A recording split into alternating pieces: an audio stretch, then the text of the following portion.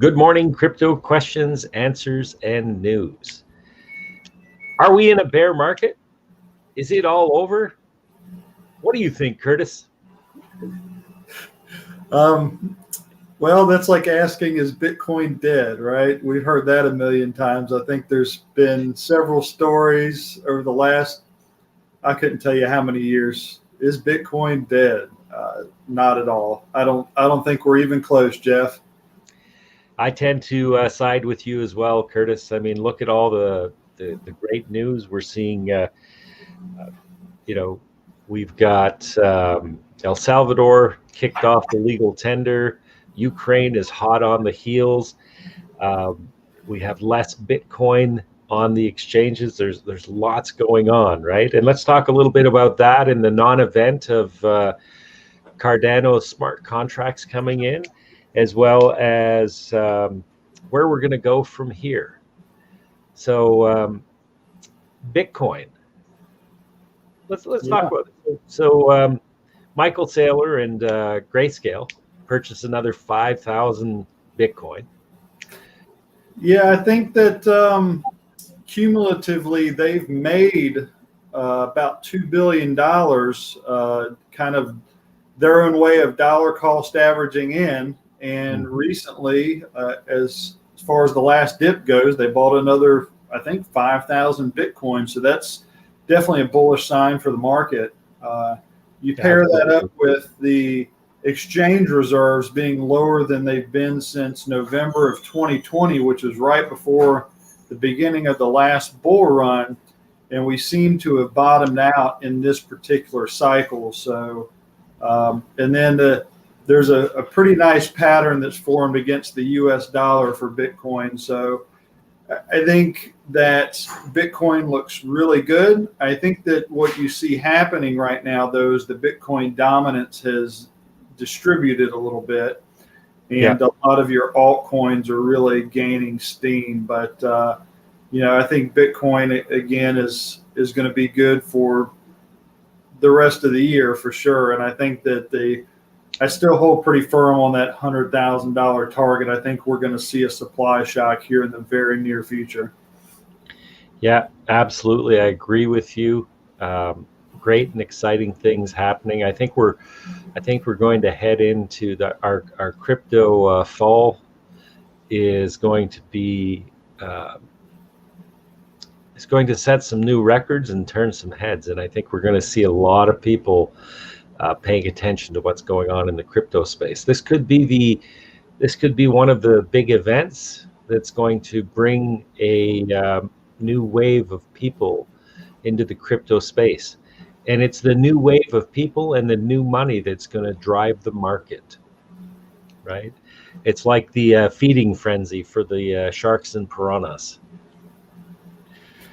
Yeah, speaking of that, I think our buddy from Shark Tank was talking about Bitcoin the other day, talking about how regulation will actually be a good thing, and that he sees investors pouring in another $1 trillion if they can kind of contain the Wild West type mentality that's happening right now in the crypto space, which, of course, if you're new, probably seems like it is the Wild West, but that's kind of what we do here is we try to make it a little less wild. But absolutely. But the Ukraine taking kind of a different approach, right, Jeff? Absolutely. Ukraine, they were one of the they announced early that they were going to use XLM for their digital, to back their digital currency. And they indicated that they were a crypto-friendly state. And this move into Bitcoin now is showing us that Ukraine wants, they passed the bill. Bitcoin is legal tender. They're a very crypto-friendly country, and they want to stock their reserves with Bitcoin and have Bitcoin as legal tender along their own Ukraine dollar. It's easier for me to say that than the actual name of the currency. Yeah, I think they changed over to their current currency system about 25 years ago. But their big opportunity is they are producing a lot of energy. I think more than half the country is ran by nuclear power. So they have cheap, abundant energy. And they see Bitcoin as a way to hedge against any type of fiat inflation and keep it in their reserves. And of course, the next step would be making it legal tender. So as we were talking earlier, Jeff, I think we're also both in agreement that El Salvador was just the first domino that fell, and that the rest of this year is going to see a lot of developing in kind of these mid-tier nations adopting it as legal tender, which is going to be huge. Yeah, we're going to see some definite acceleration of Bitcoin adoption over the coming weeks, I think more than the coming months. So this is, we've started a fire, or El Salvador did. So this is good for us in crypto. And as you're going to watch, as your friends start asking you questions and paying attention to what's going on, because these are newsworthy. These are going to be national newsworthy, international newsworthy discussions. And there's going to be a lot of pundits out there talking about how this is a bad thing. But we all know that cryptocurrency is the future. So yesterday, I looked at my portfolio and there was this big line in there. And I'm going, what the heck is going on? And I look at Litecoin Pump like crazy. So apparently the Litecoin Foundation had announced that Walmart had struck a deal to accept Litecoin payments. And then shortly thereafter, Walmart tweeted a reply saying, we're not actually doing that. We were in discussions, right? So nothing formal has been addressed. So the interesting thing is that the Litecoin Foundation does not control the media outlet that actually made that announcement. Yeah, and I've said this before. I think Walmart is kind of the precipice of cryptocurrency adoption, and not because Walmart is the end all be all, but your everyday shopper. I think everybody in the U.S. has been to Walmart. Most of them frequent Walmart, and if you get that particular person kind of using the system and invested in the system, all of a sudden the adoption rate goes from 10% to 60-70% overnight. And I think you saw just a glimpse of what would happen with that kind of adoption, and that was just the mere mention of that kind of adoption. Yep. So I mean, the good news is I do think that Walmart has plans. They do have postings about blockchain jobs, but I do think it was kind of a jump the gun scenario. But it's coming. It's just a matter of time. Absolutely. These are the actions that are going to grab the attention of the layman, the person who knows absolutely nothing about cryptocurrency and Bitcoin. And everybody knows about Bitcoin, right? But most of the people who don't know anything about it but know the name, think that it's some kind of fake, scammy, terrorist extortion on-ramp, right? So we know that's not true. So the good thing is that could this be a rumor? Could there actually be more going on, or was this just blatantly a misuse of power? And so those of you that may have scrambled and jumped into Litecoin because you saw it spiking and you saw the news, this was one of the things, is that we're going to see a lot more of this in a lot more currencies as people are trying to get these rapid pumps and dumps, and they're going to be tweeting false news. They're going to be launching false news. So we need to double check our sources and go out there. It happened so quickly I couldn't even sell anything. Yeah, and that's another thing.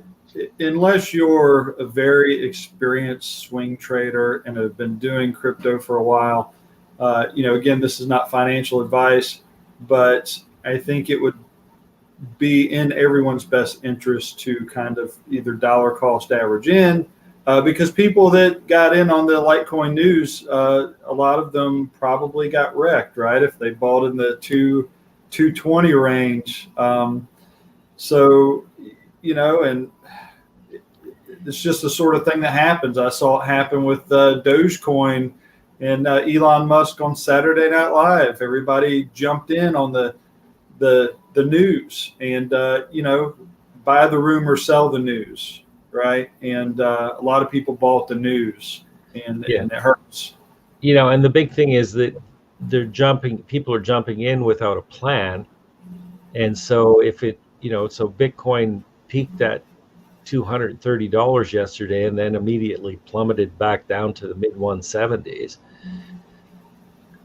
Without a plan, knowing that coin is, probably going to go back up and rally past to its previous all-time high. Not advice, just speculation, as cryptocurrency is a risky and speculative market. So they probably dumped, right? So which means they saw a 20% loss in 90 minutes? Mm-hmm. Well, here's the thing with Litecoin, though, and you probably, Jeff, are very familiar with this because you're a miner. But most Litecoin is mined with ASICs, and the supply of ASIC chips is dwindling, and the ASIC miner manufacturers can't keep up. So Bitmain and a bunch of other companies recently announced that they were going to raise their prices on the ASIC chips, which is going to increase the prices of the ASIC miners. I've seen ASIC miners 30 days ago that were $14,000 that are now selling for $23,000 plus, the same exact miner.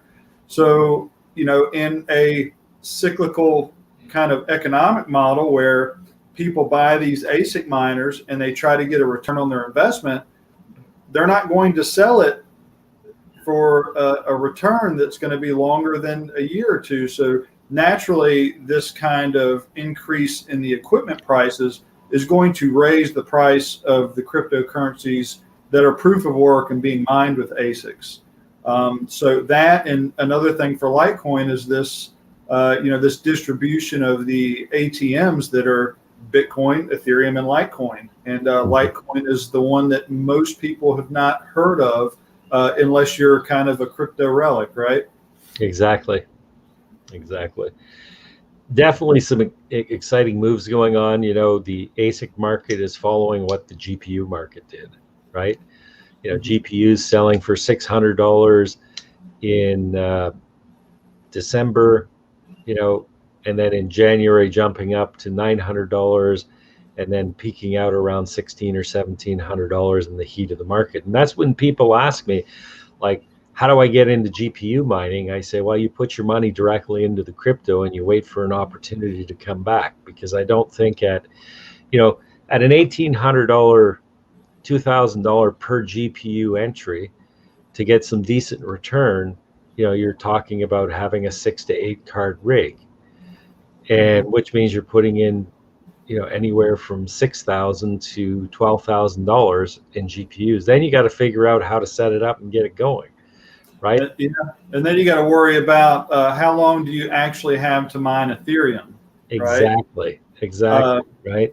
So you may be better off going, if you're looking at getting into GPU mining, maybe going for some 570s or 580s or something a little bit, 4 gigabyte, and mining some of the lesser known proof of work coins that are probably going to skyrocket after Ethereum switches to proof of stake, and all those machines point at these lesser known coins.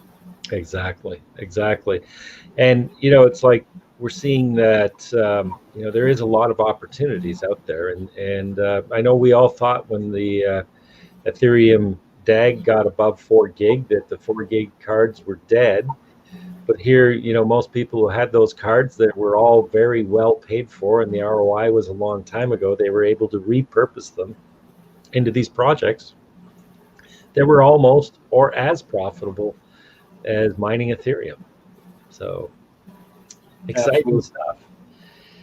So, you know, I think the crypto market, we're going to see a bear market, and we're going to, or not a bear market, we're going to see a bull market like we've never seen before.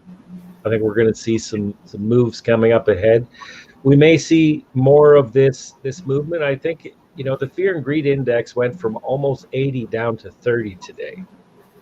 So I think that, you know, if there is a overseeing deep wallet whale that is controlling the market, I think they're getting our numbers back in line so that we can have a little bit more life in this run. And that's the importance. Yeah, we have to cool the market off, otherwise we blow the top away too quick. And when we blow the top away too quick, what happens is you get all these newbies FOMOing in, dumping their life savings in, and then watching it disappear a day or two or 5 later. Yeah, that's not what we're looking for Not sure. At all. Not at all. Yeah. Right. This coming year is going to be interesting. You know, 2022, 2 years into the the 21st century, and watching cryptocurrency really come of its own. And you know, we always heard that thing, what can you buy with Bitcoin, right? Bitcoin's not real. Well, today, you know, I read an announcement on CoinMarketCap, you know, prominent New York real estate company accepts Bitcoin as payment for the properties. You know, you could buy Teslas, you can buy, you know, a McDonald's burger, you can buy a Starbucks, and now Hey, you can buy a Lambo too, so the memes can go away, right? Exactly. Win Lambo.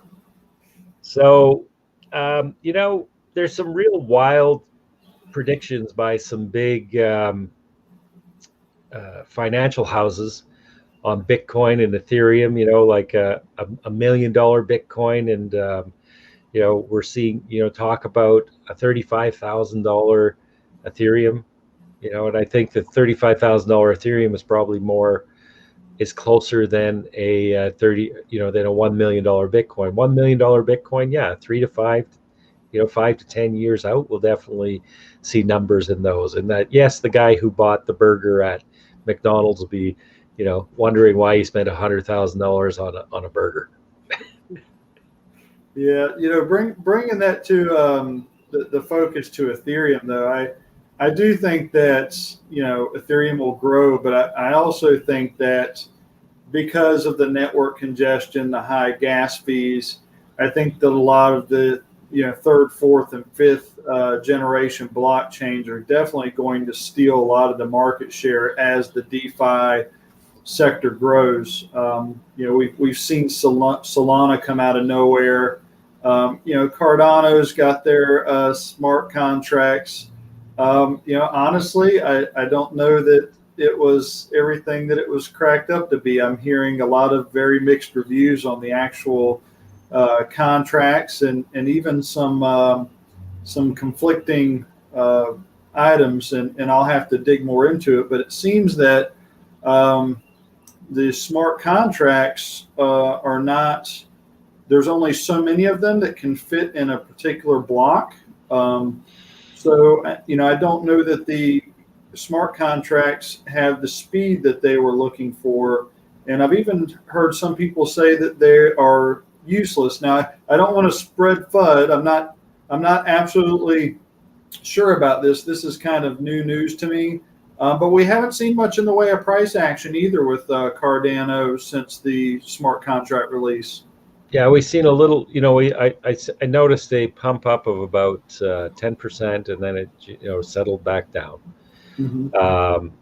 So I think it's really early for us to throw in a judgment on Cardano's smart contracts, because, you know, it really just was released on Sunday. And let's see what happens. I mean, you know, with the number of transactions that Cardano has possible, I don't have the actual count. You know, I don't think it's anywhere near what Solano's doing. And also, another chain that's coming up that's fairly unknown is Zilliqua, right? So I think we're going to see some exciting things coming.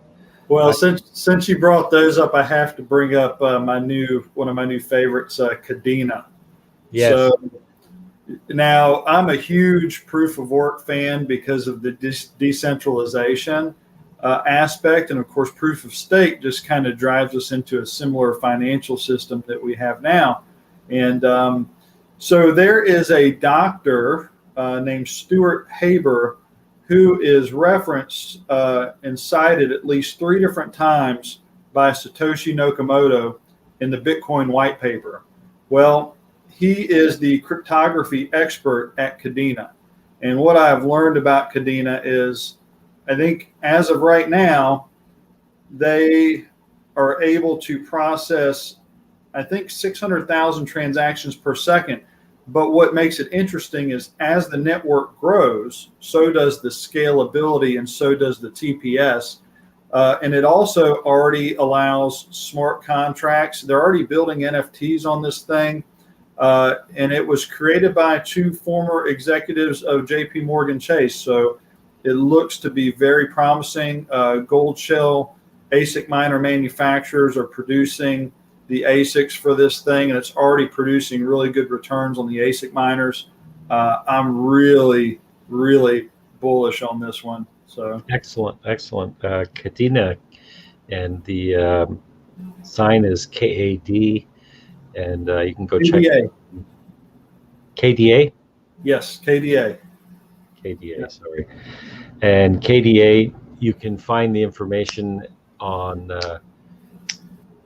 CoinMarketCap. So exciting things going on. Not financial advice. This is just our observation and our own digging and discovery. Nothing here is to be construed as financial advice. We're simply presenting our own research and news in our own dialogue and perspective on what's happening in the market, right? So it was a great conversation today, Curtis. Thank you so much. And to our membership here in Cryptocurrency Question Answers and News, and to our new friends who are watching us on YouTube, come on in and join us on our Facebook group, Cryptocurrency Question Answers and News, we like to call CQAN. And we invite our membership to. We're continuing our membership drive. We're looking to bring our numbers up in the group to greater than 2,000 people. So continue to invite your friends because your friends are going to want to know about this market. Otherwise, you're going to hear in 1 year's time when this all blows up, well, why didn't you tell me about this sooner? Mm-hmm. Yeah. And in our CQAN group, we welcome everyone who has an open mind and is looking to learn. And we've got people who have been in the group been in the cryptocurrency space for more than 8 years, and we have those who have been in less than 8 days. So we have a wide cross section, and we encourage you to come and by all means share your knowledge, share your wisdom. If you're going to post some links to external content, give a few sentences that helps describe what that content is about, because the Facebook algorithm prefers to see that, because when they see external links, we tend to see these little flags go up and going, oh, it's against the community standards. Whether it is or isn't, I think that when we put something in front of it, it doesn't really catch that flag. And I know I've been flagged on a couple of very relevant external news posts. And so I just bring that about. So go ahead and invite your friends. I'll drop a link down below so that you can just post that onto your social media, send it out by email or text message, and let's grow the group together. Thank you, and I look forward to talking again soon, Curtis. Yeah, always. And may we see lots of green candles. Absolutely. Thank you, Jeff. I appreciate it.